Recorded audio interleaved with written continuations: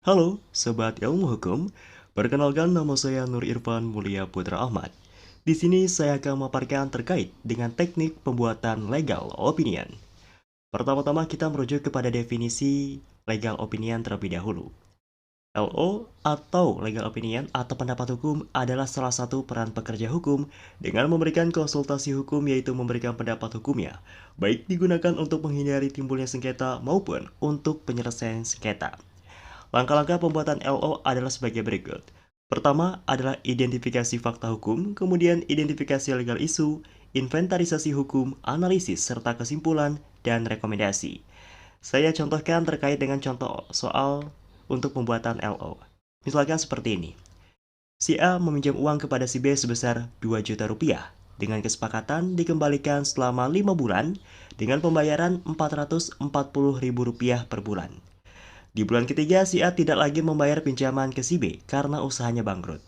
Sampai batas waktu yang telah ditentukan, si A tidak membayar uang yang harus dikembalikan sesuai kesepakatan. Selama si A tidak membayar, si B melakukan upaya penagihan dengan mengancam, mengintimidasi, dan menyita barang si A. Sedangkan si A sudah tidak beritikat baik untuk membayar hutang kepada si B. Silakan buat legal opinion pihak B. Dalam pembuatan legal opinion, pertama ialah harus memuat terkait dengan tanggal dan tahun pembuatan. Di sini kita lihat ada Bandung 8 Mei 2023. Untuk kop surat disesuaikan dengan firma hukum masing-masing. Selanjutnya yang kedua adalah ditunjukkan untuk siapa. Kita lihat di sini kepada yang terhormat pihak B di Bandung. Kemudian ada perihal pendapat hukum terhadap kasus suap prestasi yang dilakukan oleh pihak A. Selanjutnya dalam sebuah susunan legal opinion harus memuat terkait dengan identitas pemberi LO. Di sini tertera yang bertanda tangan di bawah ini Nur Irfan Mulia Putra Ahmad SIMH dengan jabatan sebagai advokat dan juga alamat rumahnya sebagai berikut. Harus secara lengkap. Selanjutnya, LO juga harus memuat terkait dengan pendahuluan, alasan karena diminta dan lain sebagainya. Di sini saya paparkan terkait dengan dalam memberikan pendapat hukum ini, kami memiliki pemahaman atas hal ini sebagai berikut. 1. Semua salinan dokumen perjanjian utang piutang yang diberikan kepada kami sesuai dengan aslinya.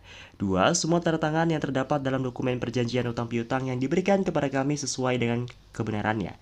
3. Bahwa semua posisi kasus yang tergambarkan jelas pada pendapat hukum ini diuraikan sesuai dengan kebenaran dan faktanya. Keempat, bahwa benar semua kejadian yang ada pada posisi kasus ini jelas, nyata, dan tidak mengada-ngada.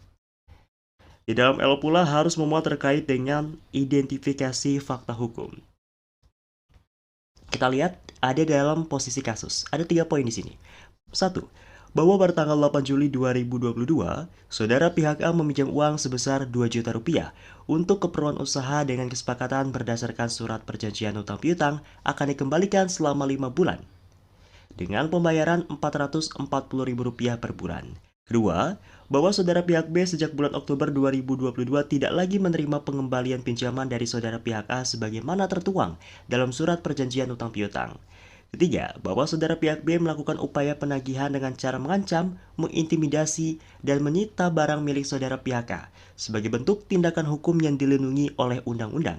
Namun, hingga saat ini saudara pihak A masih tidak menunjukkan itikat baik untuk melunasi hutang. Selanjutnya, dalam penyusunan legal opinion harus memuat terkait dengan inventarisasi aturan hukum. Dan juga sebelumnya harus adanya permasalahan hukum itu apa. Kita lihat di sini ada 3 poin penting. 1. Apakah surat perjanjian utang piutang yang ditandatangani oleh saudara pihak A dengan saudara pihak B dapat dikategorikan sebagai kontrak?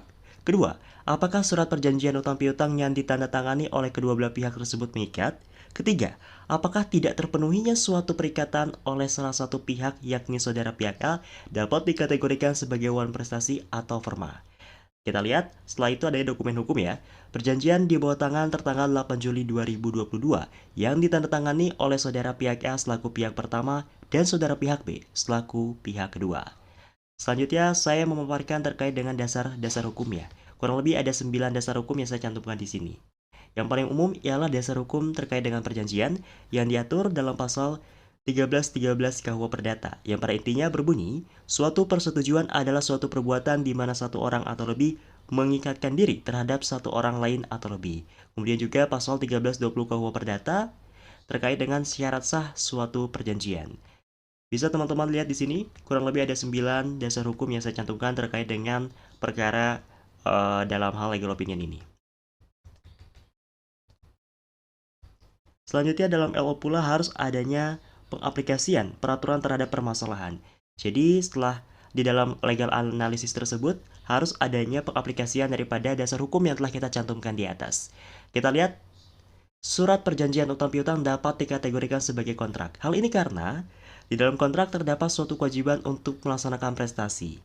Pada kesepakatan, saudara pihak A yaitu pihak pertama dengan saudara pihak B yaitu pihak kedua yang dituangkan dalam surat perjanjian utang piutang dapat dikategorikan sebagai kontrak.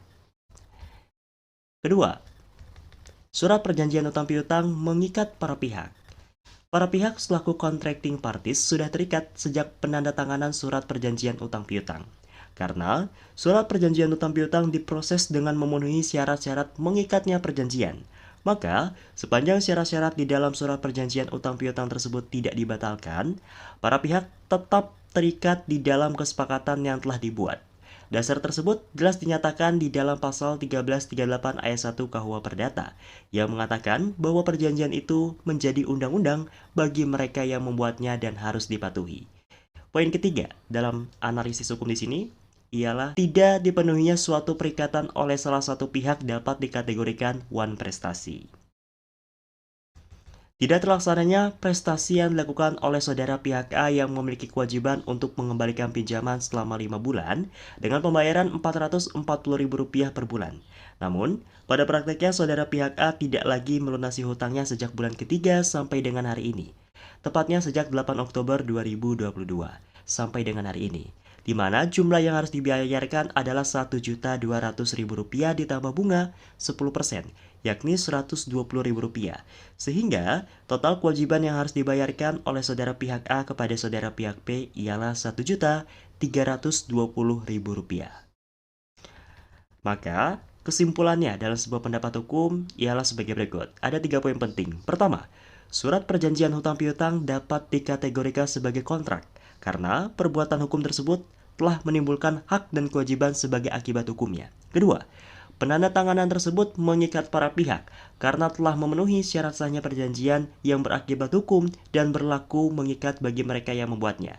Ketiga, tidak dipenuhinya perikatan oleh salah satu pihak dapat dikategorikan sebagai one prestasi. Sehingga rekomendasi dari legal opinion yang saya buat ialah mengajukan gugatan one prestasi di pengadilan negeri.